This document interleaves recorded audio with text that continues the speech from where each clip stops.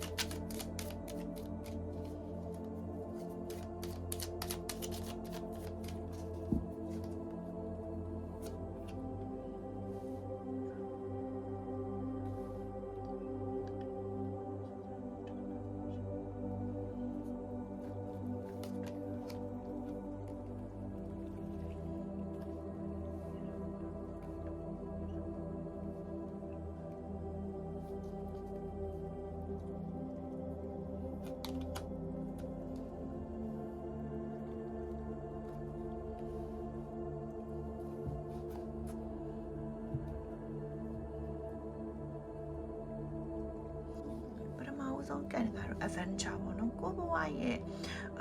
ဒီပေါ့ခီးစဉ်တစ်ခုဒါမှမဟုတ်လို့ရှိရင်ကိုဘဝရဲ့စွမ်းစားခံတစ်ခုပေါ့နော်ဒီကိုအနေနဲ့ကိုတစ်ခါမှမလုပ်ဘူးတဲ့အရာတွေဒါမှမဟုတ်လို့ရှိရင်ကိုတစ်ခါမှ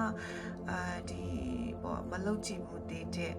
အရာတွေကိုလုပ်ကြည့်ဖို့အတွက်ပေါ့နော်အဲ့လိုမျိုးအခုဒီအခုကာလတွေမှာစိတ်ဝင်စားနေရဆိုပုံစံမျိုးပေါ့နော်ကိုအနေနဲ့ဒီလိုမျိုးအရာတွေလုပ်ဖြစ်လိမ့်မယ်ကိုအတွက်ရင်ခုန်စိတ်လှုပ်ရှားစရာကောင်းတဲ့ပေါ့နော်ဒီခရီးတွေပေါ့ဘဝခရီးလမ်းပဲဖြစ်ဖြစ်ဒါမှမဟုတ်လို့ရှိရင်ကိုအတွက်စိတ်လှုပ်ရှားစရာခရီးတစ်ခုသွားရတာပဲဖြစ်ဖြစ်ဒီလိုမျိုးလေးတွေရှိလိမ့်မယ်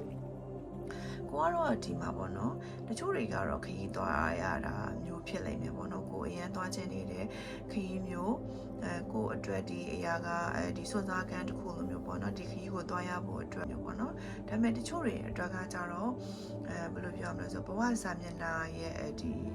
ခရီးတစ်ခုပေါ့နော်အဲ့လိုမျိုးကိုရှောင်လိုက်ရတာမျိုးတစ်ခုခုပေါ့ကိုဘဝကအခုမှစပြီးတော့ဒီစိတ်လှုပ်ရှားစရာကောင်းလာတယ်ဆိုပုံစံမျိုးပေါ့နော်အရင်တုန်းကတော့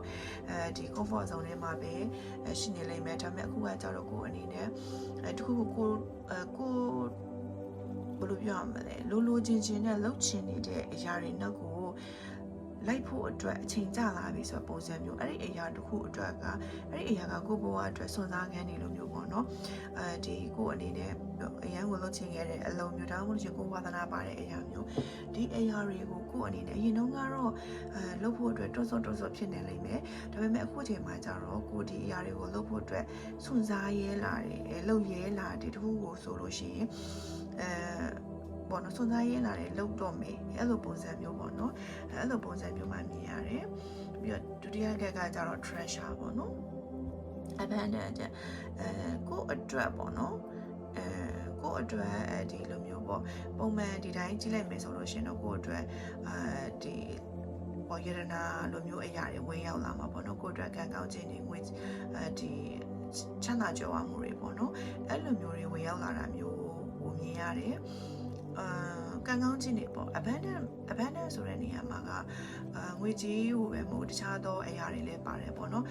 ဒီမှာ adventure ကိုအနေနဲ့တခုခုကိုလုပ်ဖို့အတွက်ပေါ့နော်အရင်တုန်းကမလုပ်ရဲတဲ့အရာတွေရှိလိမ့်မယ်ဒါပေမဲ့ဒီအရာတွေကိုစွန့်စားပြီးလုပ်လိုက်တဲ့အခါမျိုးမှာကိုအနေနဲ့ကိုအတွက်အရင်ကိုတန်ဖိုးရှိတဲ့အရာတွေရရှိလာနိုင်မယ်ဆိုတဲ့ပုံစံမျိုးမှာမြင်ရတယ်ကိုအတွက်တန်ဖိုးမဖြစ်နိုင်ဘူးဆိုတဲ့အရာမျိုးပေါ့နော်ဒီအရာတွေကဒီပေါ့နော်ရွှေရင်းငွေတွေလည်းဖြစ်ခြင်းဖြစ်မဲ့ဒါပေမဲ့ကိုဘဝအတွက်အသည့်တရားလေးလည်းဖြစ်နိုင်တယ်ဒါမှမဟုတ်လို့ရှိရင်လည်းကိုအတွက်ကိုဘဝတသက်တာလုံးမှာတစ်ခါမှမရဘူးတဲ့တန်ဖိုးဖြစ်လို့မရနိုင်တဲ့ဒီလိုမျိုးနဲ့ပဲတစ်ခုဒါမှမဟုတ်လို့ရှိရင်အသည့်တရားတွေအဲ့လိုမျိုးပေါ့နော်ဟိုဒီဘယ်လိုပြောအတွေ့အကောင်းတွေပေါ့နော်ဒီလိုမျိုးအရာတွေဖြစ်လိမ့်မယ်ဒီကိုအနေနဲ့ဒီကိုဘဝရဲ့စွန့်စားခန်းတွေပေါ့နော်ဘဝစွန့်စားခန်းတွေကိုစတင်ပြီးတော့ရှောင်လန်းတဲ့အခါမျိုးမှာကိုယ့်အတွက်ကိုအရန်ကိုတန်ဖိုးရှိတဲ့အရာတွေကကိုယ့်စီကိုရောက်လာလိမ့်မယ်ဆိုတဲ့ပုံစံမျိုးမြင်ရတယ်ပေါ့နော်နောက်တစ်ခါကတော့ schedule ရဲ့ management plan ပေါ့နော်organize ပေါ့လူတော်များများကကိုယ့်အတွက်ဒီ timetable သိမရှိကြဘူးเนาะ time plan ပေါ့ဘယ်ချိန်မှာဘာလို့သူ့အချိန်လေးနဲ့သူလုပ်ဖို့အတွက် plan သိမရှိကြဘူးပေါ့เนาะဒါကတော့ကိုယ်တိုင်လည်းအဲ့လိုမျိုးဖြစ် ခဲ့တယ်ဒါပေမဲ့ကိုအနေနဲ့ဒီပေါ့နော်သင်တန်း leadership သင်တန်းတခုတက်လိုက်တဲ့အချိန်မျိုးမှာဆရာကသင်ပေးရပေါ့နော်ဘေးသူဆရာဆိုလို့ရှိရင်ပဏာနှစ်စာ time plan ရှိတယ်ဘယ်အချိန်မှာပါလို့မယ်ဆိုတော့ schedule တိုင်းပဲသူလုပ်တယ်ပေါ့နော်ဆိုတော့ကိုရီယိုလည်းအဲ့လိုမျိုးသင်ပေးရတဲ့အတွက်ကြောင့်မလို့ဒီလူတစ်ယောက်မှာ